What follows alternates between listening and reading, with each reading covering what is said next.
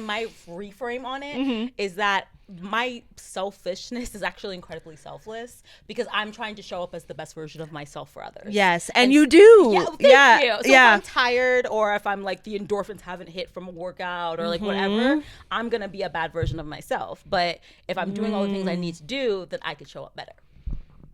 So let me do me. All right, we're good. You've literally solved girl trouble. I'm Glennis LaRoe, comedian, perfect woman, and certified sad girl. I'm on a mission to meet and interview sad girls like me and destigmatize mental illness, all in the hopes of feeling a little bit better by any means necessary. We're all going through it. Let's go through it together. And remember, it's okay to be sad, girl.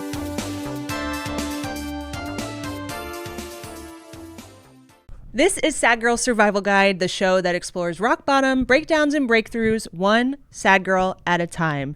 My guest today is the host of Do It Live with Chika, and the next show is at Caveat on January 22nd. Please give it up for today's sad girl, Chika! Hi. Yay! Hi, thanks for doing the show. Thank you for having me. Of course. So as you know, this is kind of a mental health, girly talk show. So what makes you sad, girl? What makes me sad? I kind of identify as quite nearly the opposite. That's I hate to break it to you. That's awesome. I'm a bitch who loves a platitude. I love to be like, girl, don't feel like that. I'm bad. Honestly, I think that's why I gravitated towards wanting you on the show, because I'm like, we need you now more than ever. Yeah. I think when I was growing up, I like naturally being like an adolescent, you're feeling sad like nearly all the time. Yes. And then there was this point in my life where I felt like the sadness was like the difference. Like I was like, I am mostly okay, and sometimes I have the sad dips, and then I have to like deal with that. So I think like currently what makes me sad is like every so often it's like the sneaky little like RuPaul inner saboteur of like, yes, of course. You ain't. Yeah. You know? Yeah. Most of the time I feel like I'm like, I am shit. I'm literally the best person who's ever existed. And then sometimes it's like, okay, but what if that's not true? And you know what? I think that inner saboteur, and especially for women, especially given that you're like, it kind of creeps up like once a month. Like, yeah. What's that about? Like, I wonder. It's like, well, you know, we have these month-long hormonal cycles and fluctuations. You know, men have a 24-hour hormone cycle? Yeah, I thought they had like a monthly cycle as well, but they do it every day. Yeah, it's sort of like every night they go to sleep and then they just hard reset and then everything's fine, and the day before didn't happen. I know, it's kind of so jealous. I'm kind of like that when I take a nap. So when I awake, it's like nothing before. Then what's making me sad happen. Okay, that's so, wow, you're built different, honestly. I'm like, I take a nap and then I wake up and I'm like, what year is it? Where did I go? I am putting on record, I think I'm the best nap taker of human beings in general. I've taken 8-minute naps, 12-minute naps. I'm like, hold on 1 second. Like, there's a commercial break. I'm going to take a quick nap real quick. Yeah. Power snooze. I think those are actually better than like taking a random 2-hour nap. I don't mess with that. Okay. Okay. As like a nap, like kind of like connoisseur. To me. I'm like, we don't do 2-hour naps over here. You're like a nap sommelier. You're like, you're gonna want a little 12-minuter right before that meeting, and you're gonna have that clarity. You're gonna be bing. Yeah. That's awesome. I was able to do that in college. I think I would like wake up early to study, and then I would set a timer for like 20 minutes. Yes. And then because I would study in my room, and then I would just like lay on the bed, and I was able to sleep, and then I would pop back up and be like, you have to keep going. But that's not my truth anymore. I was the opposite. I feel like in college I was sleeping at all hours of the night. I was like, I would go to sleep at 5 a.m. I would come back from class, take a 3-hour nap, like repeat. And then when I became chaotic an adult, evil, it's truly like the remote work era pre-meeting nap. Me and her go together like this. Okay, maybe I should look into her, because I'm not getting enough sleep, but I do think I go to bed too late, and so then it's really hard to wake up. And I crave sleep throughout the day at times when I normally just wouldn't. But maybe I should try the Chika method. Yeah, I'm kind of new. I started like drinking caffeine like in my mid-20s, but in the past I used to be like, why would I drink caffeine if my body wants to sleep? I'm gonna let her sleep. Right. That is one thing about me, is that I love to do exactly what I want to do at that very moment. That's Chica, you're perfect. Some people, when I'm like, my sister came to visit me this weekend, and I was like, oh, I'm gonna clean my room for you, and then she ended up showing up early, and I was like, you can't come inside because I have to clean. And then she calls me a couple hours later. She's like, are you done? I was like, no, I'm at the gym. And she was like, why are you at the gym? I was like, well, I gotta get my room. I was cleaning my room and then I was like, I'm gonna go work out. Yeah, I was like, well, I told myself I was gonna work out today, so I'm not gonna let your presence kind of stop that. So in some ways, it's really rude, but in very personal ways, I'm like, yeah, I'm doing for myself. I'm doing me. Yeah, yeah. No, I was gonna say, it's like, is it impulsive? But is it impulsive, or do you think it's just like you're like, no, I'm sticking to my guns, like I have a routine? I think I like to my reframe on it is that my selfishness is actually incredibly selfless because I'm trying to show up as the best version of myself for others. Yes, and you do. Yeah, thank you. So if I'm tired, or if I'm like the endorphins haven't hit from a workout, or like whatever, I'm gonna be a bad version of myself. But if I'm doing all the things I need to do, then I could show up better. So let me do me. All right, we're good. Yeah. You've literally solved girl trouble. No, that is such a good reframe, and I do think it's easy to stray from that and think like, oh, I have to drop everything, or if you're like in a people pleaser kind of mindset, which is not. It's not good because it builds resentment, and then you're like, well, I didn't get to do this thing, but I have to make sure codependent people pleaser behavior is definitely my ilk. Yeah. But I've gotten out of that, luckily. But I now I need to transcend to your level, which is like truly not worrying about doing me, which is cool. I think it's like two things, and because I do some of the people pleaser things sometimes, and I think that's like the woman in me, and then the youngest child in me is like, I want it, so I'm gonna have it. It's mine. Yeah. It's mine. And that ends up winning out a lot. Yeah. A lot more than the woman in me. I'm also the youngest, but how many siblings do you have? I have 3 siblings. Okay. Yeah. Or 2. I'm the youngest of 3. Youngest of 3. Okay, I'm youngest of 2, so it really is just like what you're one or the other. Yes. But I think 3 is where the dynamic really starts to solidify. Yeah, that's so funny. I feel like as the youngest, I was just kind of like kookier and like more unbridled, whereas like my sister was like a little more tight-knit. Yes, growing up, where we've settled into. I think for me the perfect example of like me being the youngest and also just kind of my personality is like when my older sister got a phone. It was her first phone, but then I also got a phone at the same time. So then she got a phone at 14, I got a phone at 10. And it's like, that's not fair to her. But also I was like, I'm not going to have her have a phone and me not have a phone. It's not fair. That's not fair. Yeah, it's not fair if I don't have a phone now, if you have phone. Yeah. But I also feel like that was kind of the time, like, because when we were younger, like phones being released and stuff, it was like when my sister was my age, no kid or teen had a phone, right? But yeah, that was sick when we got our first phones. Texting like 111, 444, 10 cents per text. That's crazy. Racking them up. Yeah. They're like, who are you texting? You're like, never mind. Also, the act of having someone to text was like reward. It was like a flex in of itself. Yes, to be like, oh, we were texting, and it's like I was like, give me your number, please give me your number.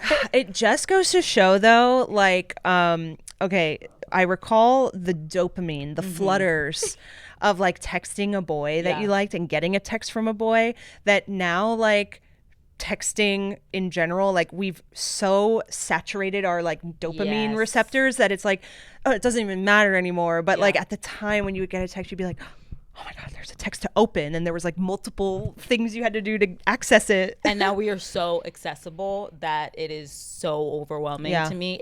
There's something I do a lot is like I'm always trying to like source information via Instagram, and every single time I do it, a bunch of people respond because this is my community, and then I'm immediately overwhelmed. I don't respond to anybody. I'm like asking for like deep personal recommendations, and they're like, hey, this really worked for me in my experience. I'm like, too many people have messaged me. I'm not responding. Yeah. It's like you could have just texted one group chat or like of trusted individuals, and you're like, everybody in the Brooklyn comedy scene. I was like, where are you guys getting your IUDs? And people were like, yeah, it was a really tough experience for me. I never respond.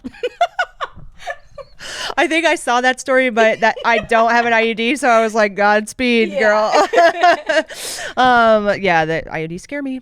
I had one, and then I got one out, and then I was going to do one again, and then I ended up not getting it because I didn't have like an experience with the IUD and birth control in general. Like I go back and forth because it's like, yes, it is a right that we have people have fought for, but also it's like women's body or people's bodies are very underexplored. People's vaginas bodies are very underexplored. So when I have that experience with it and people are like, just persevere, I'm like, I don't like that. Yeah. So, but then also, I can't get pregnant, so I should stop being foolish. I was being I had a period of foolishness for like a year when I was like, I paid for what's it called, like, you know, like natural planning, like natural cycles. Yeah, yes. Like she was like, so you're gonna put your fingers in your and you're gonna like look at your mucus, and I was like, and I paid her $100 for those lessons, and I was like, hey doctor, get this NuvaRing in me ASAP because I can't really determine my mucus, my cervical mucus. That's not for you. That's not your business. Yeah. I mean, I was on it for the natural cycles for a while, but I was doing like the iPhone, like the Apple Watch, like temperature tracking thing, and like now I have an Oura Ring, which I'm like, they're gonna give all my data to Palantir, and I'm embarrassed, but I like knowing how many calories I burnt in the day. Sorry, I like that. Me and my Apple Watch, this broke, and then oh my God, I'm gonna double. I have an Apple Watch, and then it broke, and I went on Amazon.com and I bought one immediately. I was like, I can't have more than one day without tracking my sleep. No, literally, like, so I was like, I want to do less screens, but of course, just they're data farming me to death. This is one step away from the Neuralink. But the watch, I like really liked tracking workouts, and if I forgot to wear it to the gym, I'm like, what am I sort of don't really think there's a point in going to the gym, which is like psychotic, crazy behavior. I recently had. Yeah, I forgot it, and I usually literally never forget. I cannot remember the last time I obviously still worked out, but I was like, it's kind of whack. To what end? And that's why I was like, I'm so out of touch with my own body that I have to like make sure that I have these little numbers ticking away, that I can't just like actually just exert myself or listen to my body, you know, in the way that you're like literally supposed to. It's a little it's Black Mirror. Sometimes I pull out my phone and I just go on like my health metrics. I'm just kind of scrolling. I'm just like, what's going on with me today? I'm like, what was it like over the week in like the week of September 22nd? What was happening then? I'm just like, I still have to like learn about me. Girl about town. I was like, oh my God, I was walking a lot that week. I got a thing. Well, obviously we're in the dead of winter, and I got a notification that was like, new trend in your daily average walking and running distance. And I'm like, they don't tell you what the trend is in the notification. But you know damn well it's gone down. It's gone down. Yeah. I haven't gone outside. Yeah. And you like use the Apple Health thing, and like you click on it and you see the arrows, and they're like down, down, down, down. You suck. Yeah. You're trash. Flop. Literally, like all. You're just like, okay, well, but we love it. Yeah. And I want to know, that I'm being bad. And, I know. But there's only room for improvement. Oh, that's a good. The only way is up. Yeah. Please God, I need the spring. Wait, your Apple Watch is broken right now? It was broken. Oh, it was broken. And then as soon as it broke, I was like, hey, when can the next one be here? Expedite. Yeah. I'm trading mine in for some credit or something. Sure. Whatever with Apple through Amazon and Palantir. They're gonna kiss me on the lips, and then Sam Altman is gonna slap my butt and then drone strike you right afterwards. Yes. Perfect. That's awesome. Let's see. Is there anything that you've like recently cried over? Oh, what have I recently? I think TikToks make me cry. I get a lot of anime edits. That's not where I thought you were going at all. And they'll make me tear up a little bit. Oh, that's so cute. Yeah, there's I've been getting a lot of like Naruto anime edits, and there's like a lot of death in Naruto, and there's like a lot of death of like familial figures, and then it makes me sad. Oh, I got an Avatar: The Last Airbender one that also made me cry. And I think I was on the train, and I was like, I gotta swipe. I can't be crying over this Katara Sokka edit on the train. Wait, that's so cute. Yeah. Wait, are you big into anime? Yes, I have an Avatar tattoo. Oh? It's like very subtle. It's not like one of those like loser ones when they get like a full like manga panel, and I'm like, okay, I'm not a nerd. This is like niche. Like if you know, you know. Yeah, if you know, you know. Yeah, that's cool. That's cool. That's cool. What's your favorite Avatar? Or? I wouldn't consider this is when I get all niche. I wouldn't consider Avatar my favorite anime because it's made in the U.S. Yes. So my favorite like classic like anime is Full Metal Alchemist Brotherhood. Okay. So if you haven't seen that, I highly recommend. All right. Yeah. We got to get into it. And it's like not one of the like insane ones where it's like your mom walks in on you watching it and you're like, I'm really embarrassed. It's not hentai, I swear. Yeah. It's like it's like a normal one. Okay, for sure. What is it called again? Full Metal Alchemist Brotherhood. Full Metal Alchemist Brotherhood. All right, I'm going to tell my boyfriend. We got to watch. Yeah. The type of TikTok that makes me cry is like truly it's tragedy. Okay. Like it's like literally like we held our dying father's hand and played him a song on the guitar as he took his final breath. Like that's the kind of thing that I'm getting. I'm like and you know you're going to cry, but you stick with it. Oh yeah. Yeah. That type of shit I'm swiping. I'm like, I don't have time to be crying right now. Yeah, it gets really dark on TikTok, and I have to take breaks too, just because I'm like, if I'm engaging with this or watching it to completion, you know they're gonna keep sending you that's all you're getting. That shit, and it's gonna get dark. There are a few times where I've cried, and my dad passed away, so when it's stuff like that, it's actually insane because I'll cry for like literally 90 seconds, and I'll be like, all right, enough of that. I got shit. We gotta go. Yeah, your crying sessions and your naps, pretty similar. Like, very you're like done back. Something like that. It's like I know what the feeling is. Like I know that there's no changing the circumstance. Yeah, and I'm like, I do have things to do. Yes, so, and grief is it be like that sometimes where it just like kind of like washes over you, and then you're like, whoo, okay. There she goes. I'm also in the Dead Parent Club, and so I definitely, there's just little things where you're just like, all right, well that made me think of my mom for 90 seconds, and then you're like, back to my email job, I guess.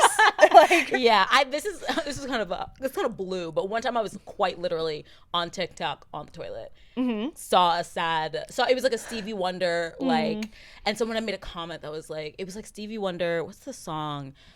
I don't remember, but it's not Isn't She Lovely, but it's like a song where it's like, I'll love you forever. And someone made a comment that was like, my dad would sing this to me, and I was like, I'm gonna die. I'm gonna die. And then I flushed, and I was like, all right. Other things you're like, do. Away. You're flushing the grief with everything else. When a comment gets you, man, the words, they stabbed you in the heart. And I think that's one of my, aside from like the crying, that's one of my, I think, fatal flaws, is that I cannot consume any content without being like, what are other people saying about this? Oh, yeah, that's like my boyfriend too. He's like, you watch that TikTok without looking at the comments. Yeah. And I was like, oh, I'm sorry. He's like, the comments are sometimes the best part. And I was like, oh, I'm like, I didn't realize. I'm so sorry. They're also sometimes the worst part, because it'll be something really funny, and then it'll be like that very internet, like, this is offensive because, and I'm like, the bean soupification. The bean soupification. If you don't know what bean soupification is, it was a video where this woman who was a chef was making a bean soup. Can't stress this enough. She was like, this is my 3-bean soup. I use all these different beans, but you can substitute out beans that you like. This is a bean soup. And then everyone in the comments was like, what if I don't like beans? I don't like beans. Is there a way to make this soup without beans? Just move on. People are just main charactering in the comments in a way that's like psycho. Yeah, we're sick. And I can't stop looking at them. I cannot stop. And there would be something that's like, why don't you just enjoy the content and then move on? But I'm like, no. I optimistically go and be like, oh, we're gonna have such a great time, and then I read something and I'm like, oh, you're actually a terror. There is community to be found in the comments. Yes. And especially now that you can do like meme photo reactions, some of those are just unbelievable. Yeah. The skill with which people can nail the photo reaction. I'm like, I've never been good at that, because I'm never like, let me save this. Yes, you have to have a library and you have to then be in the comment and then go into your album and then pick out the perfect thing. The most I've done is sometimes when people will text me instead of so they'd be like, oh, like that's me table, Oh, and yeah. I'll Google Mr. Krabs, and then I'll copy and paste it and send it in text. And Perfect. that's the only way. I'm like me master. Me, yeah. You're like, I'm crab. You got crabs. Yeah. And usually I fucked it up, so it's like a googleimages.com. Like, me too. I did that recently. I was like, oh, I'm gonna get them with this photo reaction, and it's fully a link. And I was like, I'm like, sorry guys. Yeah. And it's like Shania Twain, like, that don't impress me much. And I'm and like, it took you 15 minutes. yes, it took me so long, and it's a link. I was like, I'm such a boomer. Kick me out of the chat. Yeah. It's fine. One that I like of the cartoon world is the Bugs Bunny going no, like that. It's so good. Yeah, Anytime someone just puts some bullshit out there, no. Yeah, we gotta be better at like collecting them and having them on us. Yeah, I have an album on my phone, but it's fully like 8 images Yeah. I've curated over 5 years. Yeah. It's hard. Photo management is that is a whole other job. Yeah. Like, there's professional organizers. I need someone to get in my phone and be like, put that in a screenshot folder. Put that in the meme folder. That's recipes. That's haircuts I like. Yeah. And you're gonna have to know, Yeah. does that go screenshot or does that go haircuts? Yes. Well, yeah, the way I'm screenshotting and just keeping that all in one big thing. Never revisiting them. And then I'm trying to show somebody a photo and they see an insane screenshot and I'm like, I don't even know why I did that. I've gotten better at, if I'm like let's say I'm screenshotting something that I'm sending to someone else, like that's like shady, like a text or whatever. Just delete it. Oh, always. Don't keep the record of that. And like, we're just burn it. Yeah. Send and burn. Otherwise, you're gonna look through your iCloud photos and be like, what was I? What? The only ones Why was I being such a bitch? The only ones I kept are of like men that I was dating. Like, at some point. Or especially That'll be like material. dating app messages. Yeah. Where I'm like, I got a screenshot. No, I mean people that we know acting yes, crazy or like, I got in a fight and here's the receipts The or whatever. evidence, Yeah, you gotta burn the evidence sometimes. Yeah. But what would you say is like a guilty pleasure of yours? A guilty pleasure. I'm gonna be annoying again because I'm like, I don't find any Pleasure's guilty not guilty. about my pleasure. Yes. I love a platitude. I'm really trying to rack my brain though. A guilty Or like a vice, an indulgence, a hedonism. It's hard because it's like I don't drink that much. I don't Yeah. really do drugs because I'm kind of perfect. You're perfect. Skin's glowing. A vice. This. I'm like, a vice. What is She's that? such a good girl. I'm like, I need to cross out all these. I'm okay. Yeah, I'm really trying to, like, maybe it would be like I'm a little bit like nerdy, weeby, but I think at this stage of my life and this age of my life, I think it's a very funny. I think it's like it's subversive to be like a beautiful woman who's like into anime. No, Yeah. I mean that's not even that subversive. I mean, look yeah, at yeah. Megan Thee Stallion. No, like, for sure. like, I mean, when she came out, I was like, oh, I'm not. There's no shame for me. eat me anymore. out while I'm watching anime. Yeah. Like it's. I don't think it. I mean, it's not necessarily subversive. It's like, you know what you like. Yeah. And I think that's like not. There's nothing wrong with that. Yeah. And I guess there isn't anything guilty about pleasure, and I've never felt bad about indulging myself. I'm still thinking. No, it's and fine. I'm like, any shopping? okay, the guilty pleasure is shopping. It's Amazon. It's not even shopping. It's Amazon. It's Amazon. It's fast fashion. Fast fashion a lot less. And I've been trying to be very intentional about not doing fast fashion, but I really would love to not use Amazon. And actually, there's nothing stopping me, so I don't even know why I frame it like that. No, I feel the same way. It's like the consumer, the like instant convenience. That's very like, that's not a good thing about me. Yeah. It's too convenient. It's too quick. It's too cost effective. Yeah. I have the credit card, so you get the cash back. You can finance for. I'm like, if I could go to my local store and they say, you know what, just pay us over 12 months and we won't charge you any interest. Like, literally could put anything on layaway, set it and forget it. Yeah. Of course. What's that? I'm forgetting his Kurt Vonnegut. Is it the thing about like the writing a letter or like purchasing envelopes? Oh, buying an envelope. Yeah. And then you're like in the process, you like see somebody on the street. You see a child take its first steps. It's not about the immediacy of getting the envelope. It's about the experience. And I genuinely do believe that. Yes. And I want to start embedding that into my life a lot. But that's actually kind of what my show is about. Is about like I think the internet has like really inhibited our ability to experience life to its fullest, and not just like our own lives, but like our lives among each other. And so like personally, like that is my ethos. Like I'm very anti-car specifically for that reason. Like we're in our little pods. Like it's much better to be in public transit and be around people and go out and do things and like see people for the good and bad. But yet I have the Amazon app on my phone. Of course. I mean, you know, there's no ethical consumption and your capitalism, etc. But I think if you're being intentional and making steps towards what you can do, there's no point in like self-flagellating because there's a service that exists that does make things easier if you need them to be easier in that moment. Yeah, for sure. And I wouldn't say that I self-flagellate, but I sometimes don't want to rely too much on that adage, because then it's like, well, then you get complacent. And then you're like, it's like, well, what are we doing here? Open up the app, see what's for sale. Yeah. No, so I it's know. Like, even in little ways to do it. Sometimes, like I think it's important to do it with kindness and not be like, wow, you're kind of the worst person in the world because you have the Amazon app. Yeah. But sometimes, like and there's again no reason to set out the deadline, but like I'm trying to transition off of Spotify, and it's like that is kind of a goal of mine in the new year, is to kind of do a little bit more of the small stuff. Yeah. Because it's not going to topple the empire, but it also just makes me feel a little bit better inside. Yeah, 100%. I mean, I transitioned off of Spotify because of the ICE ads, but also the like they were forever not even giving us lossless high definition audio. So I did move over to Apple Music, which is just another giant, but at least they don't run ICE ads. I hope. But it is a worse user experience. Yeah.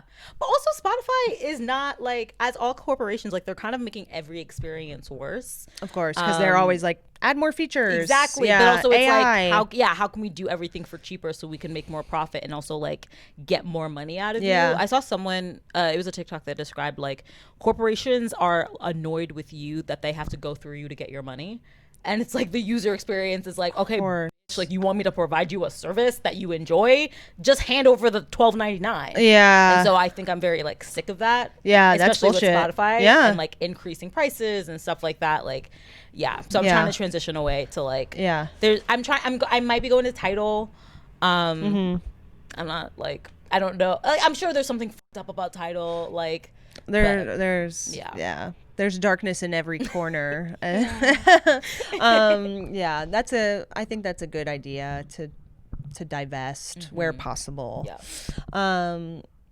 What is like a minor inconvenience or like a pet peeve that like can send you right over the edge? I think it's like people being mean or inconsiderate. So like in any small minor example, it's getting on the train and the people not waiting for people to get out before they go in. I kind of want to kill you, especially because I make such a point of it, and then I want to sit too. But the other people don't sit, so then I'm like, or they don't wait, so they get the seats. Then I'm like, well, I guess I'm just a martyr over here standing. And then you just stare at them the whole time. That is my existence walking around New York. It's just like kind of like pointedly like. Nobody notices, nobody cares, but I'm like, I hope you know I'm displeased. I feel like when I they're becoming unchained out there.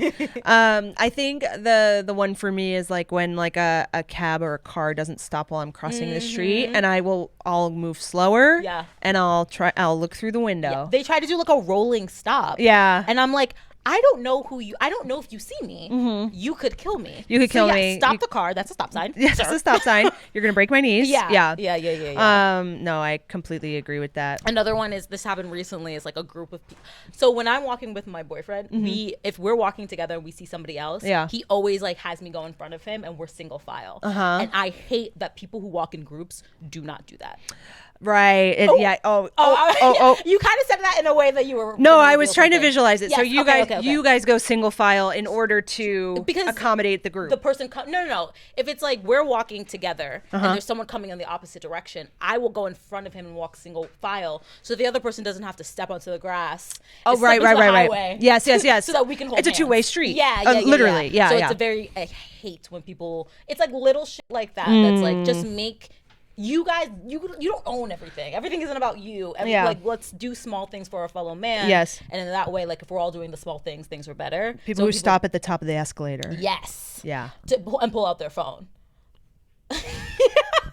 The worst. And I'm like, put it away. Yeah, you gotta go, And or slow down at the turnstile. Yes. Yeah. Yes. So I'm like always doing like big shows of like, if I'll always go to the side and make a big show of it, and like, again, nobody's paying attention. But you're so nice and cool though. Like when I do that, I get really passive aggressive. I'm like, see how easy that was? Ooh. And I'm like, that's not good. That's like the ugly side. I have a fear of getting murdered by a stranger who like that was their last straw. So like while a lot of people do piss me off, I will never talk to a stranger in the street because I'm like, I don't need to be the one. Yeah, you're really smart for that. My boyfriend is like, you don't have to do that.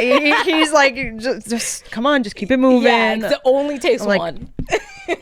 Like a little rearing bulldog. Oh man. Well, that I think is a good place to wrap up. Thank you so much for being my lovely sad girl guest today.